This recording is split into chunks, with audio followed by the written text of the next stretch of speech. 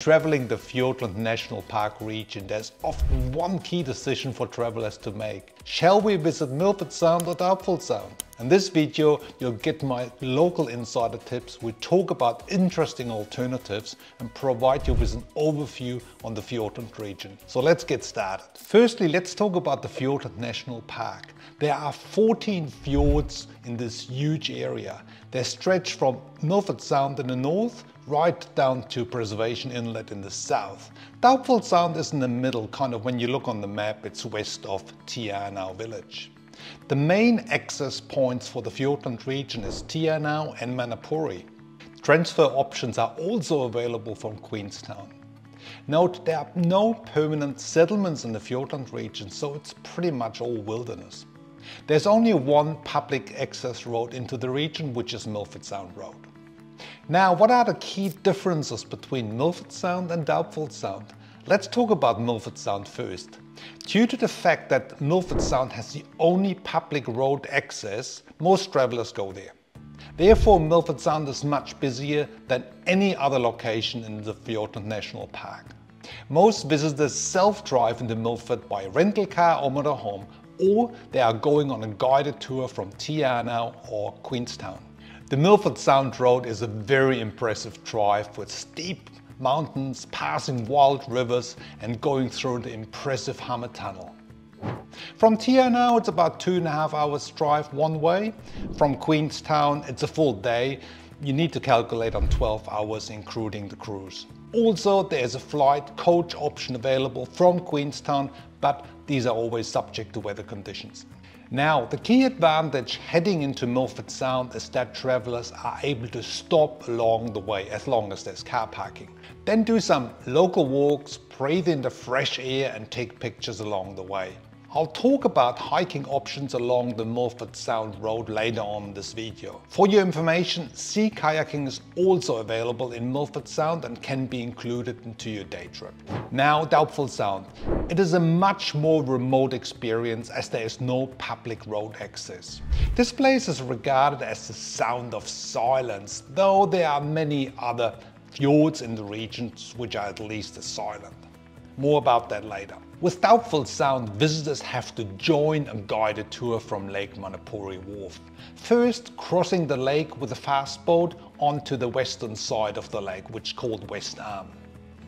A locally stationed passenger coach provides the 22-kilometer transport over Wilmot Pass on a private road into Doubtful Sound Pier. By the way, this road is the single most expensive road ever built in New Zealand in the 1960s. It's part of an underground power station project there. Now, Doubtful Sound is 3 times longer than Milford and has a sea surface which is roughly 10 times larger than Milford Sound. Now, when going into this trip on Doubtful Sound, you are not able to do local walks, and you're pretty much sitting on the coach or on the boats all day. Though the scenery is stunning and there are far less people around. Now, what do actually both fjords offer? So they do offer day tours, overnight cruises during the summer season. There are a number of operators running those, so find links in the description box below on those. During the winter season, which is actually the best time weather-wise to visit the Fiordland region, multi-day cruises are offered along the Fiordland coast as well as Stewart Island. The overnight cruises do include guided wildlife and kayaking tour options. All meals, bedding and transfers are provided. Kayaking experiences can either be done in Milford or Doubtful Sound. In Doubtful Sound, this is a standalone full day trip, so there are no cruises involved. There's a range of wildlife you can see, such as penguins, seals, dolphins in both fjords. You might have heard the region has a very high rainfall, but that does not mean that it rains every day, but it can really bucket down heavy rain. Milford Sound has an average 7 to 8 meters rain per annum. But the beauty with all the rainfall is the waterfalls are just spectacular, so it makes total sense, doesn't it? There are a number of local operators providing the cruises and the tours in the Milford and Doubtful Sound region. So let's name a few. There's 𝗏𝗏𝗃𝗃𝗃, it's the largest operator for both fjords. There's Southern Discovery, they mainly operate in Milford Sound, and there's an operator, a smaller operator like Trips and Tramps. They're running day tours into Milford Sound with guided walks along the way or on the Milford track. The overnight cruises, again, there's a number of operators, Discovery, Real and Z, there's Southern Secret. I'll put all those details into the description box so you can check it out. Now let's talk about the activities along the way on the Milford Road. So when you're heading in there, you are able to do some walks, and some of the most famous walks are the Routeman track. You can go into the Hollyford Valley, you can do Lake Marion, you can do a side trip onto 𝗬𝗲𝗃𝗃 Summit. So there's a lot of hikes and walks you can do either when you go into Milford or coming out again. Once you're in Milford Sound, you can actually join a Milford Day track with a guided walk, which is phenomenal. I highly recommend that. Also, there are helicopter rides. You can fly into the pristine wilderness in the Fiordland National Park. It's just one of these magic experiences. For Doubtful Sound, the options are, again, with a helicopter or with a float plane. You can fly in and actually join the cruise on that day.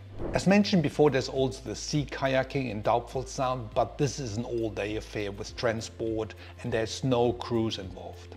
See a link again in the description box. Now here's a bit of an insider tip for you. You can actually fly into the other fjords around the coast like 𝗥𝗲𝗹𝘁𝗲𝗍𝗏 Sound or George Sound by helicopter or float plane. This is a much more remote experience into New Zealand's wilderness areas. If your time's short, we also recommend to do the Fiordland historic cruise on Lake 𝗤𝗏𝗃 based in 𝗤𝗏𝗃 village. It's a great option. Now a summary on how to decide between Milford Sound and Doubtful Sound.